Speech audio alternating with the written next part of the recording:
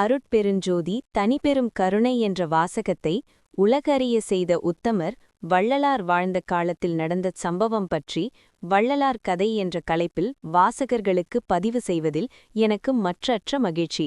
இது என் மனம் கவர்ந்த பதிவு. திருடனை நாம் பார்த்தாலே முதலில் பயம் வந்துவிடும்.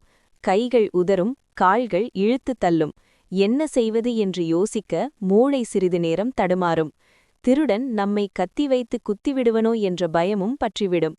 அப்படி இருக்க திருடனுக்கு கடுக்கன் கழற்றி கொடுத்தவர் யார்?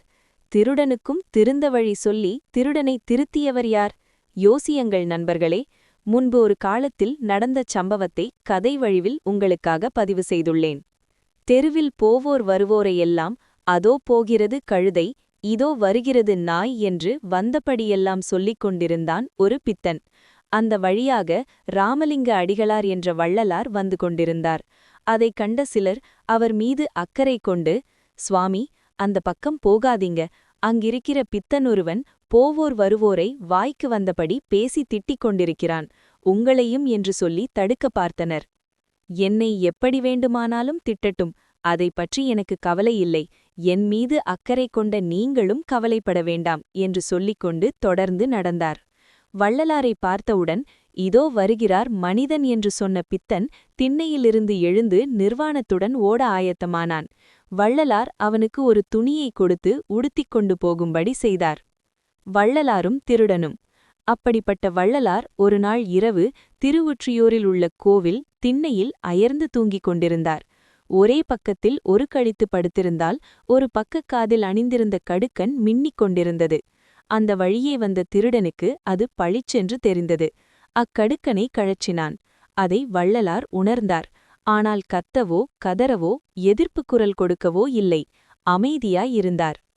நம்மை ஒரு கன்னத்தில் அறைந்தால் மறு கன்னத்தையும் திருப்பிக் காட்ட வேண்டும் என்று இயேசுபிரான் சொன்னது போன்று ஒரு கடுக்கனை கழற்றிய திருடனுக்கு மறு கடுக்கனையும் கழற்றிக் கொடுக்க வேண்டும் என்ற பாணியில் திரும்பி மறுபுறத்தில் ஒரு கழித்து படுத்தார். திருடன் யோசிக்க ஆரம்பித்தான். சாதாரண மனிதனாக இருந்தால் இந்நேரம் திருடன் திருடன் என கத்தி ஊரை கூட்டி நம்மை பிடிக்க செய்து அடி உதைகளை கொடுக்க செய்திருப்பாரே. இவரோ ஒரு கடுக்கனுக்கு பதிலாக இரு கடுக்கன்களையும் கழற்றி கொடுத்த தெய்வம். இத்தகைய தெய்வத்திடம் மன்னிப்பு கேட்பதையன்றி வேறு வழியில்லை என்று மனம் திருந்தினான். சுவாமி, வயிற்று பிழைப்புக்காக வேண்டி செய்துவிட்டேன், என்னை மன்னித்து விடுங்கள் என்று சொல்லி காலில் விழுந்தான். திருடனுக்குச் சொன்ன உபதேசம். எழுந்திரு தம்பி, நீ ஏன் மன்னிப்பு கேட்க வேண்டும்? பெண்ணாசை மண்ணாசை பொருளாசை வென்ற துறவிக்கு பொன்னாசை எதற்கு? பொன்னகைகளுக்கு பதிலாக புன்னகை மட்டும்தானே தேவை என்பதனை புரிய வைத்தவன் நீ ஆதலால் இந்த கடுக்கனையும் நீயே எடுத்துக்கொள் என்றார் வள்ளலார். வள்ளலாரும் கர்ணனின் கொடை. இருந்தவைகளையெல்லாம் அள்ளி அள்ளி கொடுத்த வள்ளல் கர்ணன் கடைசியில் குண்டலங்களையும் கொடுத்தது போல வள்ளலாரும் கடுக்கன்களையும் கழற்றிக் கொடுத்தார். எதை கொண்டு வந்தோம் இழப்பதற்கு? நீ எதை இழந்தாலும் இன்னும் எதிர்காலம் இருக்கிறது என்ற தன்னம்பிக்கையுடன் வேறு பதிவில் சந்திப்போம்.